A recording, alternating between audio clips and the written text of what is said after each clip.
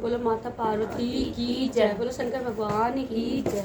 आप सबके लिए एक प्यारा सा भजन देखिएगा। गौरा मैया शंकर भगवान से क्या कह रही है कि एक सोने के हमारे लिए महल बना दीजिए। बहुत वर्ष हो गए हैं पहाड़ों पर रहते रहते, अब गुजारा नहीं होता। सुनिएगा कैसे कह रहे हैं भजन के माध्यम से। बताइएगा आप सबको हमारा भजन कैसा लगा। लाइक शेयर और कमेंट्स भी कीजिएगा।